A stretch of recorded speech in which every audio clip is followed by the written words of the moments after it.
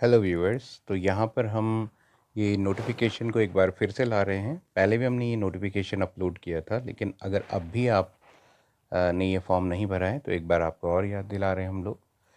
ये जो वैकेंसीज़ हैं, कुछ वैकेंसीज़ हैं और ये नोटिफिकेशन है एसएससी की तरफ से। Constable GD, central armed forces, जो आपके CAPFS यानी सेंट्रल आर्म्ड फोर्सेस की ये नोटिफिकेशन है। बम्पर वैकेंसीज़ इसमें बहुत ज़्यादा वैकेंसीज़ हैं। अभी तक भी अगर आपने इसे अप्लाई नहीं किया है, वैसे तो ये काफ़ी पहले ये नोटिफिकेशन जारी हो गया था। 27/10/2022 को ये हो गया था नोटिफिकेशन जारी, और तब से अब तक शायद आपने इसे भर लिया होगा। डेट ऑफ सबमिशन जो ऑनलाइन एप्लीकेशन की थी वो 27/10 से और 30/11/2022 तक की थी। ज़्यादातर लोगों ने इसे भर लिया होगा, लेकिन अब भी अगर आपने इसे अप्लाई नहीं किया है तो एक बार फिर से हम इस नोटिफिकेशन को यहाँ पे अपलोड कर रहे हैं। Last date and time for receipt of application है यहाँ पे 30/11/2022, यानी 30 नवंबर तक अब भी आपके पास टाइम है इसे भर देने का। लास्ट डेट जो है वो 30 नवंबर को रात के 11 बजे तक है। Last date and time making online payment जो है वो आपका एक दिन और एक्स्ट्रा है, इसके लिए आप 12 दिसंबर तक ये पेमेंट कर सकते हैं। चालान के लिए जो डेट है वो एक्स्ट्रा एक डेट आपको फ़ीस चालान के लिए दी गई है। फ़ीस के लिए आपको एक एक्स्ट्रा डेट यहाँ पे मिलती है। एग्ज़ाम का कमेंसमेंट जो होगा, तो एग्ज़ाम जनवरी 2023 में कमेंस हो जाएगा। यहाँ पे एग्ज़ाम की डेट पहले से डिक्लेयर्ड है। Examination will be advertised on the vacancies initiated by MHA। तो मिनिस्ट्री ऑफ ह्यूमन अफेयर्स ने इसको वैकेंसीज़ को जारी किया है और ये एडवर्टाइज्ड हुई हैं SSC पे। SSC ने इसे पब्लिश किया है और जो वैकेंसीज़ हैं वो MHA ने इनिशिएट की हैं। ऑफ कोर्स MHA ही इसको इनिशिएट करता है वैकेंसीज़ को। तो कुछ जर्नल से पॉइंट हैं यहाँ पर जो जिनकी डिटेल्स आपको पढ़नी होगी। Applications will be accepted through online mode, ये भी इम्पॉर्टेंट पॉइंट है। कुछ खास पॉइंट्स को हम यहाँ पे डिस्कस कर लेते हैं। सभी पॉइंट्स तो नहीं डिस्कस होंगे क्योंकि बहुत ज़्यादा लेंथ हो जाएगी नोटिफिकेशन की। एप्लीकेशन ऑनलाइन ही एक्सेप्टेड होंगे और कोई दूसरा तरीका नहीं है। कंप्यूटर बेस्ड एग्जामिनेशन होगा, एग्जामिनेशन भी कंप्यूटर बेस्ड होगा और ये कमीशन डिसाइड करेगा, और इसके मीडियम होंगे इंग्लिश और हिंदी, ये दोनों मीडियम में होगा। फिज़िकल एफिशिएंसी टेस्ट जो हमारा है वो शेड्यूल होगा जो CAPF जो सेंट्रल फोर्सेस हैं उनके जो ऑफिसर्स हैं वो डिसाइड करेंगे कि फ़िज़िकल एग्ज़ामिनेशन उन्होंने कब कंडक्ट करना है, क्योंकि रिटन टेस्ट SSC लेगा और ये जो बाकी के फ़िज़िकल एग्ज़ामिनेशंस होंगे वो फोर्सेस अपनी तरह से लेंगे।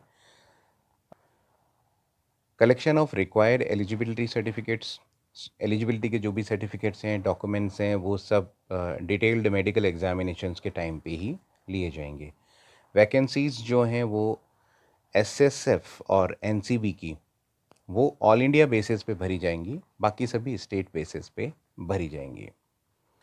SSF और NCB की जो वैकेंसीज़ हैं वो फिल होंगी ऑल इंडिया बेसिस पे। और जो कुछ एरियाज़ हैं जैसे नक्सल अफेक्टेड एरियाज़ और जो डिस्ट्रिक्ट्स हैं, नक्सल अफेक्टेड डिस्ट्रिक्ट्स हैं, और जो बॉर्डर गार्डनिंग डिस्ट्रिक्ट्स हैं, बॉर्डर गार्डिंग डिस्ट्रिक्ट्स, उनकी जो वैकेंसीज़ हैं वो उन्हीं के डिस्ट्रिक्ट्स के लोगों के लिए हैं। और कौन से डिस्ट्रिक्ट हैं जो नक्सल अफेक्टेड हैं या बॉर्डर गार्डनिंग है वो इस पॉइंट में कवर किए गए हैं। इस तरीके से फाइनल रिजल्ट्स जो भी बनेगा वो कंप्यूटर बेस्ड टेस्ट के बेस पे बनेगा, फिर मेडिकल एग्जामिनेशन के लिए बुलाया जाएगा। और ये सारे कुछ पॉइंट्स हैं। हम थोड़ा आगे चलते हैं, हम आते हैं पॉइंट नंबर 2 पे, और यहाँ पर हम पहले पे स्केल को देख लेते हैं, फिर हम वैकेंसीज़ की डिटेल को देखेंगे। पे स्केल की बात करें जो पॉइंट नंबर 2 पे यहाँ पे बताया गया है, तो पे स्केल है आपका, पे लेवल है लेवल 1 और लेवल 3 का यहाँ पे स्केल है। तो लेवल 1 पे स्केल को अगर हम यहाँ पे देख पा रहे हैं तो 18,000 टू 56,900 तक यहाँ पर जो लेवल 1 पे है, और ये है for the post of sepoy in NCB। NCB में जो सिपॉय की पोस्ट है उसके लिए ये पे स्केल है। और पे लेवल 3 भी है यहाँ पर, जो 21,700 से लेके 69,100 तक है फॉर ऑल अदर पोस्ट। ये बाकी सभी पोस्ट के लिए ये ग्रेड रहेगा, ये लेवल रहेगा। वैकेंसीज़ पे आते हैं, जो सबसे इम्पॉर्टेंट पॉइंट है। वैकेंसीज़ यहाँ पे जैसे हमने बताया था कि बहुत वैकेंसीज़ हैं, काफ़ी ज़्यादा वैकेंसीज़ निकली हैं, यहाँ पे बल्क में वैकेंसीज़ निकली हुई हैं। उनकी डिटेल्स को थोड़ा सा देख लेते हैं एक फास्ट व्यू में। बीएसएफ की बात करें, इस साइड में हमारे मेल कैंडिडेट्स की हैं और यहाँ पर फीमेल कैंडिडेट्स के लिए ये वैकेंसीज़ हैं। कुछ रिजर्वेशन कैटेगरीज हैं यहाँ पे, एससी एसटी ओबीसी ईडब्ल्यूएस, फिर अनरिजर्व्ड हैं, फिर एससी एसटी ओबीसी, ऐसे फीमेल का अनरिजर्व्ड है, फिर ये टोटल वैकेंसीज़ हैं। तो बीएसएफ में बात करें तो यहाँ पे मैं टोटल वैकेंसीज़ की बात करूँ तो ये हैं 8,922, जो कि काफ़ी ज़्यादा वैकेंसीज़ होती हैं। और इनमें अनरिजर्व्ड हैं 3,732। ओके, अनरिजर्व्ड वैकेंसीज़ भी 3,733 हैं। इसमें फिर एससी एसटी ओबीसी ईडब्ल्यूएस, ये सारी कैटेगरीज़ की डिटेल्ड वैकेंसीज़ यहाँ पे देखी जा सकती हैं। इसी तरह से फ़ीमेल्स की जो टोटल वैकेंसीज़ हैं बीएसएफ के अंदर वो हैं 1,575। बाकी इसमें भी फिर रिजर्वेशन क्राइटेरिया के हिसाब से हैं, एससी है, एसटी है, और ये सभी रिजर्वेशन यहाँ देखे जा सकते हैं। सीआईएसएफ की बात करें तो 8 वैकेंसीज़ हैं एससी की, यानी टोटल अगर सीआईएसएफ की वैकेंसीज़ की बात करें जो मेल कैंडिडेट के लिए हैं तो टोटल वैकेंसीज़ हैं यहाँ पे 90, जिसमें अनरिजर्व्ड 50 हैं। बाकी एससी एसटी और ओबीसी ईडब्ल्यूएस कैटेगरी की वैकेंसीज़ ऐसे देखी जा सकती हैं। सीआरपीएफ फिर यहाँ पे अगेन फिर बम्पर वैकेंसीज़ हैं। टोटल वैकेंसीज़ की बात करें सीआरपीएफ में मेल कैटेगरी में तो 8,380 हैं, और फीमेल की टोटल वैकेंसीज़ की बात करें, फीमेल की थोड़ा कम है यहाँ पर, टोटल वैकेंसीज़ 531। इसी तरीके से हम एसएसबी की बात करें तो टोटल जो वैकेंसीज़ हैं मेल कैंडिडेट के लिए वो 1,041 है, और रिजर्वेशन जैसे एप्लीकेबल होता है वो है। फीमेल्स की भी यहाँ पे 243 वैकेंसीज़ हैं। आईटीबीपी की बात करें, आईटीबीपी में भी वैकेंसीज़ काफ़ी ज़्यादा हैं। टोटल वैकेंसीज़ मेल्स के लिए 1,371 है, रिजर्वेशन एज़ पर क्राइटेरिया है। 242 वैकेंसीज़ यहाँ पे वोमेंस के लिए भी हैं। एआर एसएसएफ, यहाँ पर भी वैकेंसीज़ हैं। एआर की वैकेंसीज़ हैं टोटल 1697, और एसएसएफ की मेल की वैकेंसीज़ हैं 78। इन सबको अगर टोटल कर दिया जाए तो मेल सेक्शन में टोटल वैकेंसीज़ हैं 21,579 ऑल इंडिया बेसिस ये वैकेंसीज़ हैं। कुछ स्टेट बेस पे भरी जाएंगी, कुछ ऑल इंडिया बेसिस पे। तो इंडिया में ये 21,579 मेल कैंडिडेट के लिए ये पोस्ट हैं। फीमेल कैंडिडेट के लिए टोटल पोस्ट हैं 2,626।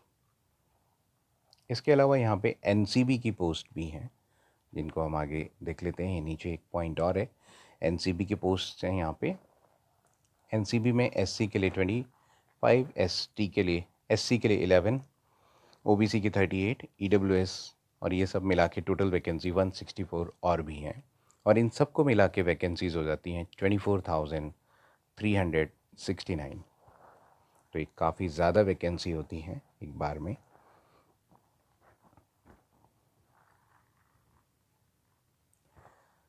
कुछ और फिर फॉर्मल पॉइंट्स हैं यहाँ पे कि वैकेंसीज टेंटेटिव हैं, बढ़ाई घटाई जा सकती हैं।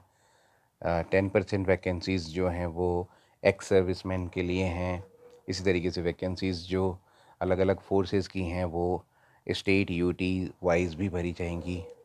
कैंडिडेट जो स्टेट यू और स्टेट और यूनियन टेरिटरीज़ का जो अपना कुछ बेनिफिट्स लेना चाहते हैं तो उस जगह का उनको डोमिसाइल जो है वो देना होगा। उस जगह के उन्हें प्रूफ देने होंगे, प्रमाण देने होंगे कि वो इस तरह की जगहों पे रहते हैं।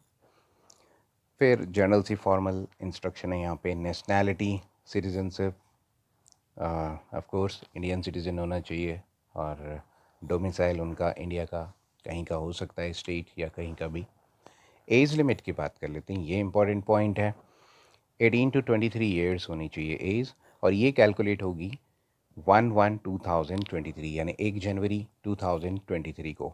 Candidate should not have born earlier than, candidate को 2/01/2000 यानी 2 जनवरी 2000 से पहले जो कैंडिडेट हैं उसे 2 जनवरी 2000 से पहले और 1 जनवरी 2005 के बाद उसका बर्थ नहीं होना चाहिए। In normal courses however the age relaxation, यहाँ पर अभी कोविड की वजह से एज रिलैक्सेशन है, जिसकी वजह से जो अर्लियर वाली एज लिमिट है उसमें छूट दी गई है। कैंडिडेट को 2 जनवरी 1997 से पहले का बर्थ नहीं होना चाहिए, यानी उसे 3 इयर्स की एज लिमिट में एग्जम्पशन मिला है। 3 इयर्स का एग्जम्पशन इसे यहाँ पे हर एक कैंडिडेट को दिया जा रहा है। ओके, फिर नेक्स्ट पॉइंट है परमिसिबल एज लिमिट, किसकी कितनी है, एज लिमिट में क्या क्या परमिशन मिलेगी। अगर SC/ST की बात करते हैं और एज रिलैक्सेशन कोविड की वजह से जो उनको मिलेगा वो 5 इयर्स का होगा। OBC को 3 इयर्स का मिलेगा। एक्स सर्विसमैन है तो 3 इयर्स का मिलेगा उनको। गुजरात के दंगे जो 1984 में हुए हैं और 2002 में हुए हैं, उनके डिपेंडेंट हैं, उनके चिल्ड्रन हैं, तो उनको 5 इयर्स का एज रिलैक्सेशन मिलेगा। 1984 एंड 2002 के गुजरात दंगों से प्रभावित हैं और वो अनरिजर्व्ड कैटेगरी से बिलोंग करते हैं, तो उनको 5 इयर्स का यहाँ पर मिलेगा रिलैक्सेशन एज में। जो लोग हैं गुजरात दंगों से प्रभावित और अगर वो OBC को बिलोंग करते हैं तो उनको 8 इयर्स का रिलैक्सेशन मिलेगा। नेक्स्ट पॉइंट है 10 इयर्स का रिलैक्सेशन मिलेगा अगर गुजरात दंगों से प्रभावित लोग हैं और वो SC/ST को बिलोंग करते हैं, तो 10 इयर्स का रिलैक्सेशन उनको यहाँ पर मिलेगा। ओके, फिर बर्थ से रिलेटेड और कुछ फॉर्मल इंस्ट्रक्शन है। एक्सप्लेनेशन, एक्स सर्विसमैन कौन है, किनको माना जाएगा एक्स सर्विसमैन, वो सारी कंडीशंस हैं जिनको आपको डिटेल में पढ़ लेना चाहिए। ये वीडियो सिर्फ नोटिफिकेशन के लिए, इसकी डिटेल पॉइंट को हम अगले वीडियो में कवर कर लेंगे। प्रोसेस ऑफ सर्टिफिकेशन, ये सब सर्टिफिकेट्स का प्रोसेस है। सर्टिफिकेट्स और फॉर्मेट ऑफ सर्टिफिकेट्स, किस तरीके के सर्टिफिकेट्स आपको प्रोसेस करने होंगे इस फॉर्म के साथ और क्या उनके फॉर्मेट्स रहेंगे। तो अगर आप SC/ST OBC EWS कैटेगरी का कोई भी बेनिफिट लेना चाहते हैं तो इनके सर्टिफिकेट आपके पास होने चाहिए, अदरवाइज़ आपको अनरिजर्व्ड कैटेगरी में ही ट्रीट किया जाएगा। Candidate belonging to SC/ST OBC category जो माइग्रेट कर गए हैं एक स्टेट से दूसरे स्टेट में, तो will have to make an informed choice whether to get the benefit of reservation in the state of origin. तो उनको ना रिटर्न में लिखना होगा, जो कैंडिडेट एक स्टेट से माइग्रेट करके दूसरे स्टेट में जाके रह रहे हैं उनको ये रिटर्न में देना होगा कि वो कौन से स्टेट का बेनिफिट लेना चाहते हैं, जिसमें वो माइग्रेट करके आ गए हैं या जो उनका ओरिजिनल स्टेट है। ओके, फिर यहाँ पे कुछ जर्नल पॉइंट्स हैं। फिर हम आ जाते हैं मेन पॉइंट पे, एक और मेन पॉइंट पे जो है हमारा पॉइंट नंबर 7, एजुकेशनल क्वालिफ़िकेशन। तो एजुकेशनल क्वालिफ़िकेशन को देखा जाएगा कि एजुकेशनल क्वालिफ़िकेशन 1 जनवरी 2023 तक पूरी हो जानी चाहिए, जो भी यहाँ पर मांगी गई है। कैंडिडेट को पास होना चाहिए मैट्रिकुलेशन, 10th क्लास एग्जामिनेशन उसको पास होना चाहिए और ये 1 जनवरी 2023 तक या उससे पहले उसके पास ये क्वालिफ़िकेशन होनी चाहिए। Candidate who have not acquired essential educational qualification is on the stipulated date, जो इस डेट से पहले अगर आपने ये क्वालिफ़िकेशन अगर आपके पास नहीं है, इस डेट से पहले चाहिए ये क्वालिफ़िकेशन, तो फिर वो एलिजिबल नहीं है और उनको अप्लाई नहीं करना चाहिए। Incentive to NCC certificate holders, NCC certificate holders को फोर्स में कुछ ना कुछ एडवांटेजेस मिलते हैं, तो वही एडवांटेज यहाँ पर है, सेम ही होते हैं ये एडवांटेज। NCC C सर्टिफिकेट अगर आपके पास है तो 5% रिलैक्सेशन मिलेगा आपको मार्क्स में, यानी 5% मार्क्स आपको दिए जाएंगे इंसेंटिव के तौर पे maximum marks of the examination के जितने भी मैक्सिमम मार्क है उसका 5%। NCC का B सर्टिफिकेट अगर है हमारे पास तो उसके लिए हमें मिलते हैं 3% एक्स्ट्रा मार्क्स, और NCC A सर्टिफिकेट है तो मिलते हैं 2% मार्क्स एक्स्ट्रा। अप्लाई कैसे करें, तो अब एक और मेन पॉइंट पे हम आ जाते हैं कि इसको अप्लाई कैसे करें। Point number 8, how to apply. Apply करने के लिए हमें जाना होगा SSC की वेबसाइट पे ssc.nic.in और वहाँ पर डिटेल्ड फॉर्म को भरना होगा। एक एक पॉइंट को वहाँ पे ध्यान से भरना होगा हमें। एक एक पॉइंट को ध्यान से भरिए, कहीं कोई गलती ना हो। In online application form candidate are required to upload, हर एक फॉर्म में एक फ़ोटो अपलोड करना होता है। उसी तरह से यहाँ पे भी फ़ोटो अपलोड करेंगे। फ़ोटो जो हमारा होना चाहिए वो उसका जो फॉर्मेट है वो JPEG ही होना चाहिए, यही एक्सेप्ट होगा। फ़ोटो का जो साइज़ है वो 20 KB से 50 KB के अंदर अंदर होना चाहिए, अदरवाइज़ उसे एक्सेप्ट नहीं किया जाता है सिस्टम के द्वारा। तो ये पहले से हमें श्योर कर लेना है कि फ़ोटोग्राफ इस क्वालिटी में और इस फॉर्मेट में हमारे पास स्टोर्ड हो, या फिर हम उसे स्टोर कर लें अपने सिस्टम में। फ़ोटोग्राफ जो होना चाहिए वो विदाउट कैप, आपने कैप ना पहनी हो, चश्मे या इस तरीके के जो हमारे चश्मे से, स्पेक्टिकल से यहाँ पे मतलब है कि जो हम फैशन के तौर पे कुछ चश्मे पहन लेते हैं तो वो नहीं होने चाहिए वहाँ पे। Last date and time of submission, ये पहले भी हम डिस्कस कर चुके हैं। लास्ट डेट यही है 30 तक, आपको किसी तरीके से 30 नवंबर तक एनी हाउ 11 बजे रात तक आपको ये किसी भी तरह सबमिट कर देना है। Candidate are advised in their own interest कि वो सबमिट करें online application much before the closing date. Closing date का वेट ना करें, क्लोजिंग डेट से पहले ही एप्लीकेशन को सबमिट करने की कोशिश करें। अब हम एक और इम्पॉर्टेंट पॉइंट पे आ जाते हैं, एप्लीकेशन फ़ी। एप्लीकेशन के लिए फ़ीस क्या लगेगी, तो यहाँ पे फ़ीस लगने वाली है 100 रुपीज़, 100 रुपीज़ ओनली यहाँ पे फ़ीस रखी गई है। तो काफ़ी कम है, ये मिनिमल अमाउंट है। और ये फ़ीस भी एग्जेम्प्टेड है वुमेन कैंडिडेट्स के लिए। अगर वुमेन कैंडिडेट हैं कोई, उनके लिए एग्जेम्प्टेड है। SC ST एक्स सर्विसमैन, इन सब के लिए फ़ीस माफ़ है, यानी इन्हें 100 रुपीज़ भी नहीं लगने वाले हैं। ऑनलाइन फ़ी को पे करने के लिए एक दिन एक्स्ट्रा है, जैसे कि हमने पहले भी इस पर डिस्कस कर लिया था। ऑनलाइन फ़ी को पे किया जा सकता है 1 तारीख तक, यानी 1 दिसंबर तक भी 11 बजे रात तक इसे पे किया जा सकता है। हालांकि फॉर्म फिलिंग का टाइम यही रहेगा। फॉर्म फिल करने की जो लास्ट टाइमिंग है वो है 30 नवंबर। फ़ी पे करने के लिए आपको एक दिन एक्स्ट्रा दे दिया गया है, क्योंकि जब आप अपना कंप्लीट फॉर्म भर लेते हैं उसके बाद ही फ़ी पेमेंट का प्रोसीजर होता है, इसलिए एक दिन एक्स्ट्रा यहाँ पे बढ़ा दिया गया है। ऑफ कोर्स फिर ये फॉर्मल पॉइंट है कि इनकम्प्लीट या किसी भी तरीके से गलत तरीके से भरे गए जो फॉर्म हैं वो रिजेक्ट कर दिए जाएंगे, और ऑफ कोर्स ऐसा होगा ही। सेंटर ऑफ द एग्जामिनेशन के अलग अलग सेंटर हैं यहाँ पे। A candidate must indicate the centre in online application form in which he she desire to take examination. तो फॉर्म भरते समय आपको ये सेंटर वाले पॉइंट का भी ध्यान रखना है, ये भी इम्पॉर्टेंट पॉइंट है। आपको ध्यान रखना है, यानी आपको फिल करना है, सेंटर की चॉइसेस फिल करनी है कि आप कौन से सेंटर में एग्ज़ाम चाहते हैं। एग्ज़ामिनेशन सेंटर की यहाँ पे डिटेल दी गई हैं, बहुत सारे एग्ज़ामिनेशन सेंटर हैं यहाँ पे। भागलपुर का है, और इसी तरीके से आपका पोर्ट ब्लेयर का है, रांची, और बहुत सारे उड़ीसा के कुछ जगह हैं यहाँ पे। कवारती का है, भोपाल का है, और ये लंबी लिस्ट है सेंटर्स की। इनमें से जो भी आप ध्यान से पढ़ के जो भी आपको एग्ज़ामिनेशन सेंटर चाहिए होगा वो आपको यहाँ पे भरना होगा। तो जब आप सेंटर भर रहे होंगे तो आपको 3 सेंटर्स के ऑप्शन देने होंगे एप्लीकेशन फॉर्म में। तीनों में से कहीं भी आपको preference wise examination centre allot किया जा सकता है। Hence candidate should select the centres carefully. Centres को आप केयरफुली सेलेक्ट करें, क्योंकि उन्हीं तीनों में से कोई भी सेंटर आपको दिया जा सकता है। जनरली फर्स्ट चॉइस मिलती है, बट कोई भी दिया जा सकता है, आप क्लेम नहीं कर सकते।